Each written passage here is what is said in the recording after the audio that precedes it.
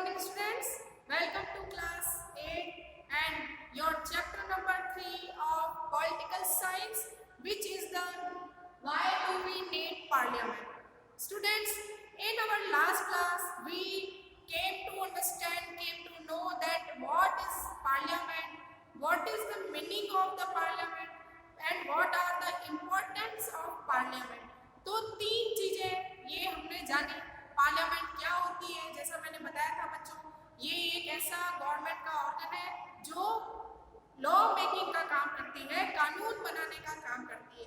Second thing हमने ये जाना कि पार्लियामेंट का रोल क्या होता है। तो मैंने बताया था बच्चों कि पार्लियामेंट सरकार को, गवर्नमेंट को कंट्रोल करती है ना, और एडवाइस करती है।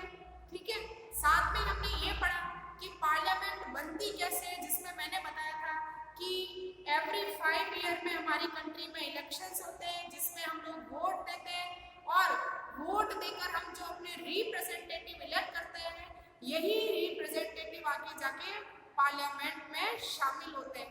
साथ में मैंने ये बताया था बच्चों कि पार्लियामेंट के 2 हाउस होते हैं, लोकसभा और राज्यसभा।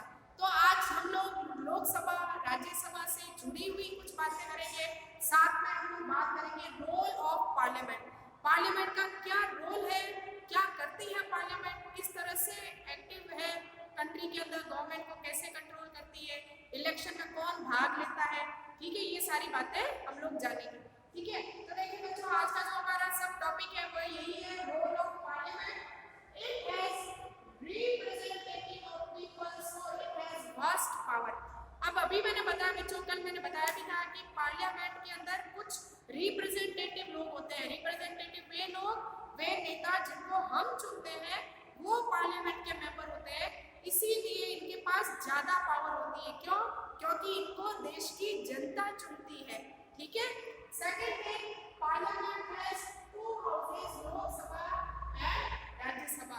पार्लियामेंट में 2 हाउस होते हैं, मतलब 2 अलग अलग, हम कह सकते हैं कि 2 अलग अलग कैटेगरी के लोग इसके अंदर हमको देखने को मिलते हैं, जिसमें से एक लोकसभा है और एक राज्यसभा होती है। तो इन लोकसभा और राज्यसभा से मिलकर पार्लियामेंट बनती है। ठीक है, अब बच्चों पहले हम लोग लोकसभा की बात कर लें। तो देखिए, Lok Sabha is elected on every 5 year. ये चीज आप ध्यान रखिएगा कि हर 5 साल के अंदर, मतलब एवरी 5 ईयर के अंदर इलेक्शन होते हैं, जिसमें लोकसभा के मेंबर इलेक्ट किए जाते हैं, लोकसभा के मेंबर नए चुने जाते हैं। ठीक है, country is divided into the constituencies. अब पूरे देश को जब लोकसभा के बच्चों इलेक्शन होते हैं तो इसके लिए निर्वाचन क्षेत्र बनाए जाते हैं। निर्वाचन क्षेत्र मतलब कॉन्स्टिट्यूएंसीज बनाई जाती है। हर एक निर्वाचन क्षेत्र या हर एक कॉन्स्टिट्यूएंसी से कई सारी पॉलिटिकल पार्टीज जो है अपने नेता खड़े करती है। उन नेताओं में से, उन मिनिस्टर में से हम लोग जिसको रिप्रेजेंटेटिव को हम लोग पसंद करते हैं, उसे हम लोग वोट देते हैं। तो इस तरह से लोकसभा के इलेक्शन के लिए पूरी कंट्री को कई छोटे छोटे कॉन्स्टिट्यूएंसीज में डिवाइड किया जाता है। हर कॉन्स्टिट्यूएंसीज के अंदर कई सारी पॉलिटिकल पार्टीज जो है वो इलेक्शन लड़ती है। हम लोग वोट देकर एक कॉन्स्टिट्यूएंसी से एक पार्टी का एक ही लीडर चुना जाता है, या ये कह सकते हैं कि चाहे कितनी भी पॉलिटिकल पार्टीज इलेक्शन में खड़ी हुई है, लेकिन जिस पार्टी को सबसे ज्यादा वोट मिलेंगे उसी पार्टी का लीडर जो है वो इलेक्ट होता है, वही आगे जाके पार्लियामेंट का, लोकसभा का मेंबर बनता है। तो इस तरह से पहले पूरी कंट्री को कॉन्स्टिट्यूएंसीज में डिवाइड किया जाता है। Each has elected one person to parliament belonging to the different political parties. तो हर कॉन्स्टिट्यूएंसी से एक मेंबर चुनकर आगे आता है। कौन मेंबर? जो जीतेगा, जिसको ज्यादा से ज्यादा वोट मिलेगा, वो उस कॉन्स्टिट्यूएंसी का लीडर माना जाएगा। ठीक है, आगे देखते हैं। अब बच्चों बात करेंगे 17वीं लोकसभा। 17वीं लोकसभा मतलब हमारी कंट्री के इंडिपेंडेंट होने के बाद, देश के आजाद होने के बाद में लोकसभा का जो 17वां इलेक्शन हुआ था, जो 17th इलेक्शन हुआ था लोकसभा का, उसकी क्या कंडीशन थी। तो देखिए, पहली चीज तो 17th लोकसभा का इलेक्शन कब हुआ? मई 2019 के अंदर। कितनी सीटों के लिए इलेक्शन हुआ? तो लोकसभा की 543 सीट्स के लिए लोकसभा का इलेक्शन हुआ। कितनी पॉलिटिकल पार्टीज ने इसमें भाग लिया? तो बच्चों 37 टोटल पूरी इंडिया के अंदर 37 पार्टीज थी जो लोकसभा के इलेक्शन के अंदर खड़ी हुई, ठीक है। और टोटल कितनी सीट थी? 543 सीट थी, ठीक है। अब देखते हैं elected member become the member of parliament MPs, मतलब पार्लियामेंट के अंदर ये जो चुने हुए मेंबर, ये जो इलेक्टेड मेंबर होते हैं, इनको एमपी कहते हैं। क्या कहते हैं? एमपी कहते हैं। एमपी मतलब मेंबर ऑफ पार्लियामेंट कहते हैं। तो ये चीज आप ध्यान रखें। तो पार्लियामेंट के इलेक्शन कैसे होते हैं? बेसिकली देखिए बच्चों, पार्लियामेंट में लोकसभा के इलेक्शन डायरेक्ट इलेक्शन होते हैं, मतलब जहां पर हम डायरेक्टली उस नेता को वोट देते हैं जो जीत कर आगे सीधा लोकसभा में जाता है, ठीक है। तो इन पार्लियामेंट के मेंबर्स को एमपी कहा जाता है। अब बच्चों बात करेंगे फंक्शंस ऑफ पार्लियामेंट। पार्लियामेंट कैसे काम करती है? बच्चों कल मैंने आपको बताया था कि पार्लियामेंट का सबसे पहला काम है formation of laws, making of law, कानून बनाने का काम पार्लियामेंट करती है, ठीक है। पार्लियामेंट 3 कह सकते हैं कि एलिमेंट्स या 3 चीजों से, 3 लोगों से मिलकर बनती है, वो भी हम जानेंगे। To select a national government. Parliament का पहला फंक्शन, पहला काम क्या है कि पार्लियामेंट सेलेक्ट करती है नेशनल गवर्नमेंट, मतलब केंद्र सरकार का सिलेक्शन कौन करता है?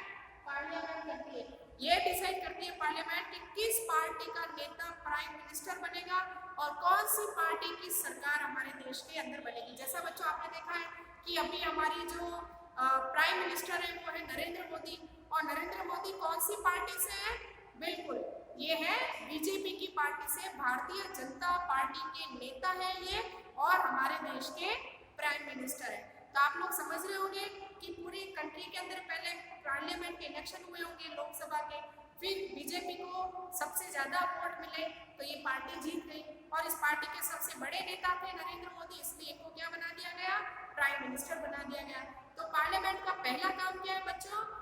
सेंट्रल गवर्नमेंट या नेशनल गवर्नमेंट बनाना, देश की सरकार बनाना, ठीक है। Parliament consist president, Rajya Sabha, Lok Sabha. अब यहाँ पर ये चीज आपको ध्यान रखनी है कि पार्लियामेंट में कौन कौन आते हैं। तो हमारी कंट्री का प्रेसिडेंट, फिर आ जाएगा आपकी लोकसभा और फिर आ जाएगी राज्यसभा। इन 3 से मिलकर क्या बनती है? पार्लियामेंट बनती है, ठीक है। अब देखिए majority parties MPs form the government. अब पार्लियामेंट में सरकार किसकी बनेगी? तो सरकार उस पार्टी की बनेगी जिसको मेजॉरिटी में वोट मिले, मतलब वो पार्टी जिसके सबसे ज्यादा एमपी पार्लियामेंट के अंदर, लोकसभा के अंदर जीत कर आए हैं, वो पार्टी अपनी सरकार बनाती है, ठीक है ना। तो यहाँ पर बच्चों आप ये ध्यान रखिएगा कि जिस पार्टी को सबसे ज्यादा वोट मिलेंगे, या पार्लियामेंट कहते हैं या लोकसभा में जिस पार्टी के सबसे ज्यादा रिप्रेजेंटेटिव होंगे, वही पार्टी अपनी सरकार बनाती है, क्योंकि उसके पास मेजोरिटी के वोट है, ज्यादा से ज्यादा सीटें उस पार्टी के पास है, ठीक है। तो यहाँ ये चीज आपको ध्यान रखनी है कि जिस पार्टी के पास मेजोरिटी के एमपीज होते हैं, एमपीज मतलब मान लीजिए एक तरफ बीजेपी है, एक तरफ कांग्रेस है, फॉर एग्जाम्पल मान लीजिए बच्चों कि 200 सीट है, उसके लिए इलेक्शन हुआ है। अब मान लीजिए 150 सीट पर बीजेपी के नेता आ गए, मतलब इतने सारे नेता बीजेपी के जो है वो जीत कर पार्लियामेंट में आ गए, जबकि कांग्रेस के ओनली 50 जो मेंबर हैं वही जीते हैं। तो आप लोग देख रहे हैं कि 150 सीट किसको मिली है? बीजेपी को मिली है। तो जिसको ज्यादा वोट मिलेंगे, ज्यादा सीट पे जो लोग जीत के आएंगे, जिस पार्टी के नेता जीतेंगे, उस पार्टी की सरकार बन जाएगी, ठीक है। अब the opposition in the parliament is formed by the all the political parties. अब देखिए बच्चों, सरकार अपनी मनमर्जी नहीं करे, इसके लिए क्या किया गया है कि जो पार्टी जीतती है वो तो अपनी गवर्नमेंट बनाएगी, सरकार बनाएगी, बाकी सारी पार्टीज या बाकी सारी में भी सबसे बड़ी पार्टी जो होगी, जो जीतने से रह चुकी है, जो नहीं जीती लेकिन फिर भी उसके पास खूब वोट है, वो पार्टी अपोजिशन पार्टी बनती है। मतलब ये समझ लीजिए सामने वाली सरकार का, आप कह सकते हैं कि उसको अपोज करने वाली, मतलब सरकार को हर जगह पर रोकने वाली जो पार्टी होगी, सिंपल सा कहें आपके समझाने के लिए, तो सरकार की जो दुश्मन पार्टी होगी वो अपोजिशन पार्टी बन जाएगी, ठीक है। तो अपोजिशन पार्टी बच्चों पार्लियामेंट में बहुत जरूरी है, क्योंकि ये पार्टी सरकार पे पूरी नजर रखती है, सरकार को गलत काम करने से, गलत पॉलिसीज बनाने से रोकने का काम जो है अपोजिशन पार्टीज करती है। इसीलिए बहुत इंपॉर्टेंट होती है बच्चों अपोजिशन पार्टीज जो होती है वो गवर्नमेंट के अंदर। तो इस तरह से बच्चों देखिए आप कि पार्लियामेंट का पहला काम क्या होगा, to select the national government. जिस पार्टी के एमपी पार्लियामेंट में सबसे ज्यादा जीत कराएंगे वो पार्टी अपनी सरकार बनाएगी, और जो पार्टी हार चुकी है वो अपोजिशन पार्टी कहलाएगी, मतलब वो भी पार्लियामेंट का हिस्सा रहेगी लेकिन उसका काम होगा सरकार पर नजर रखना, सरकार को गलत कानून बनाने से रोकना, ठीक है। और अब आपको ये भी बता दें कि इस साल जो 17 अपना लोकसभा के इलेक्शन हुए थे उसमें किसी भी पार्टी को इतने वोट नहीं मिले कि वो अपोजिशन पार्टी बना सके। तो अभी हाल फिलहाल बीजेपी के सामने कोई अपोजिशन पार्टी है ही नहीं, क्योंकि इवन कांग्रेस को भी इतने वोट नहीं मिले कि वो अपनी अपोजिशन के अंदर जाकर बैठ सके, ठीक है। आगे देखते हैं लोकसभा सेलेक्ट एग्जीक्यूटिव।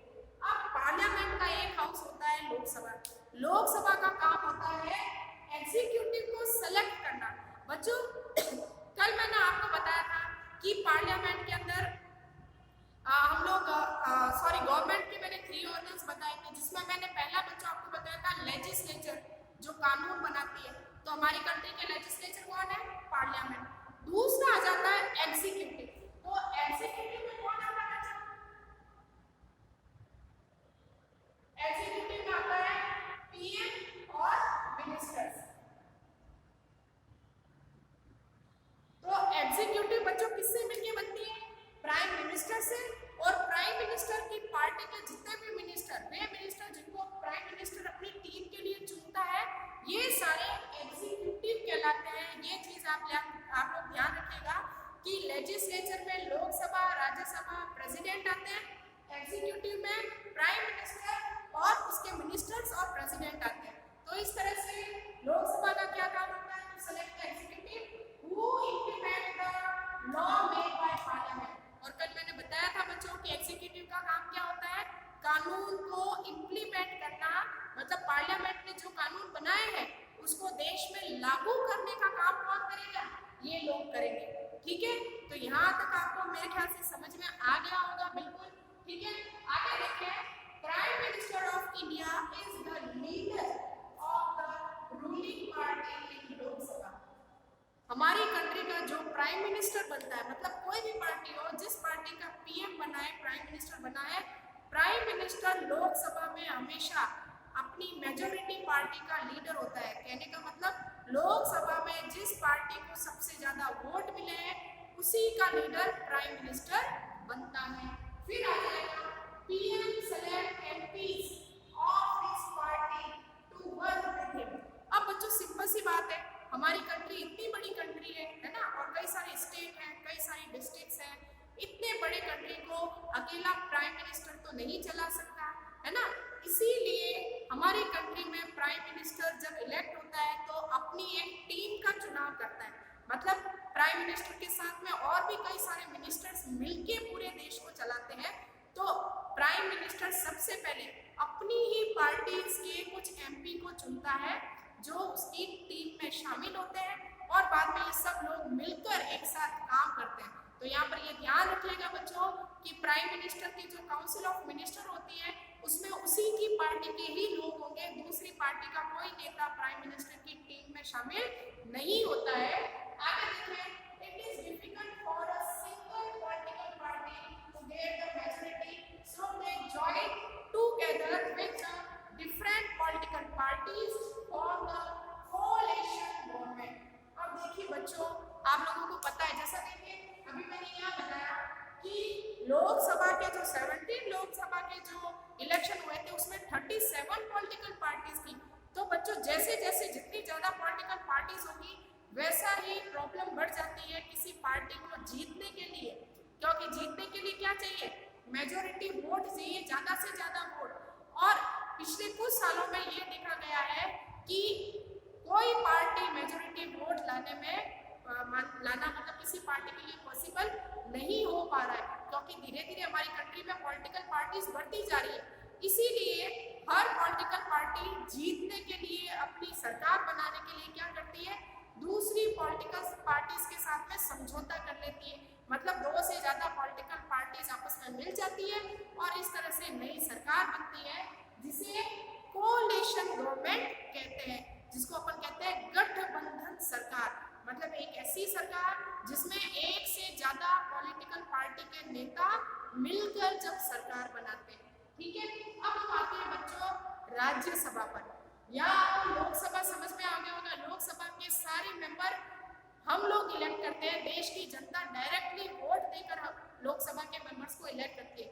लेकिन यहीं पर राज्यसभा में कुछ अलग है बच्चों।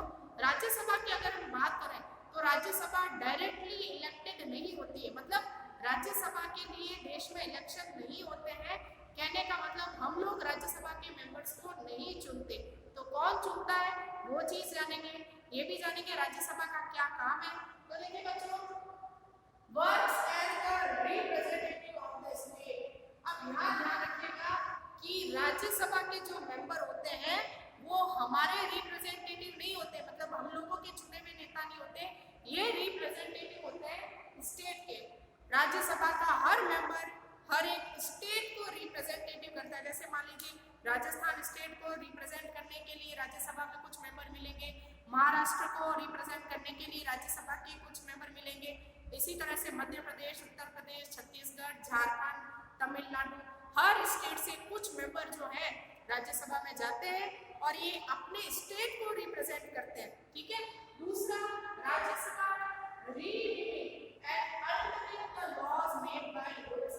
सबसे इंपॉर्टेंट बात, राज्यसभा क्या काम करती है।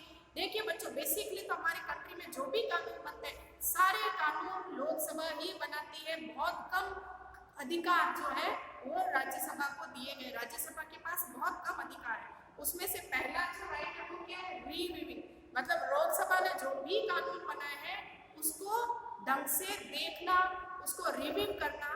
ठीक है, दूसरा अल्टरिंग। अल्टरिंग का मतलब अगर राज्यसभा को ये लगता है कि जो कानून लोकसभा में बनाया है उसमें कोई कमी है या कोई नई चीज जोड़नी चाहिए तो ऐसी सलाह राज्यसभा दे सकती है। तो ये कह सकते हैं कि कानून बनाने में लोकसभा और राज्यसभा दोनों मिलकर काम करती है। ठीक है, members of Rajya Sabha are elected by the elected member of legislative assembly of state. अब देखिए बच्चों, राज्यसभा के मेंबर कौन बनते हैं। तो बच्चों, हर एक स्टेट की अपनी एक विधानसभा है।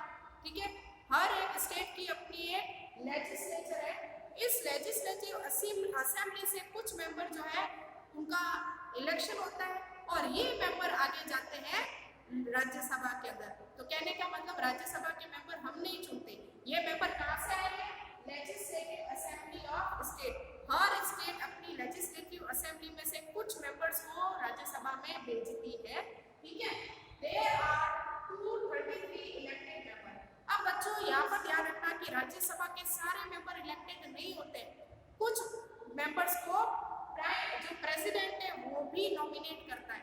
मतलब 233 मेंबर तो इलेक्टेड होते हैं और जो 12 मेंबर्स होते हैं राज्यसभा के 12 मेंबर्स नॉमिनेट होते हैं। नॉमिनेट मतलब जो बिना इलेक्शन के राज्यसभा में पहुंचते हैं।